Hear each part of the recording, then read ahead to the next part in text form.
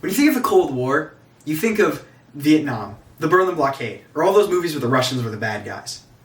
While these things are important, they're not the inciting incident of this massive globe-spanning conflict. The start of the Cold War was a European election. This election was so important, it would decide who had the upper hand in the Mediterranean for the coming decades. It started years of internal strife and paramilitary fighting in this country so bad, it was called the Years of Lead.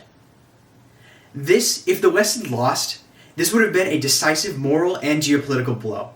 I'm of course talking about the 1948 elections in Italy.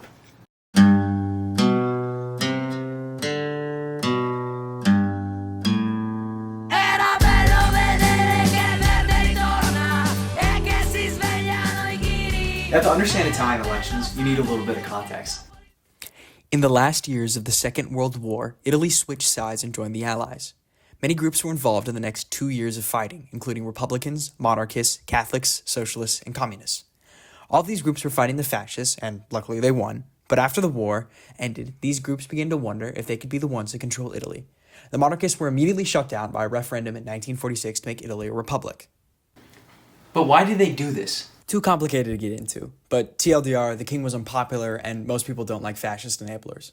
Anyways, the next 2 years were dominated by three main forces in Italy trying to take control: the Fronte Democratico Popolare, and the Democrazia Cristiana, and the Unità Socialista. The Fronte Democratico Popolare was a socialist and communist front established by the Partito Comunista Italiano and the Partito Socialista Italiano. The Democrazia Cristiana was a Christian democratic party and slightly conservative party backed by the US. Speaking of the United States, this election was expected to be very close, and the entire Western world was incredibly invested in it.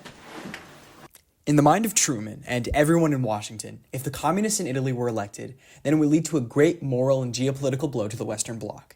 Even the socialists in France thought that a communist Italy would strangle the capitalist movement in its cradle.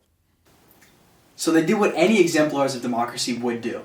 They poured money and conducted espionage to ensure a DC victory. The US sent millions of dollars to DC and their candidates to help relieve them of their money problems. They organized a letter campaign to get Italian Americans to write back home to urge their relatives to not vote for the Popular Front. There was even a petition from Frank Sinatra to get him on national television to publicly endorse the DC, which for some ungodly reason the feds didn't want. The CIA was scrambling to try and find a connection between the Soviets and the Popular Front, especially the communist wing, the PCI. Even Ireland got involved, sending around 2 million euros in today's money to their Vatican ambassador to send to the DC. Europe was freaking out, and the PCI knew that something was up.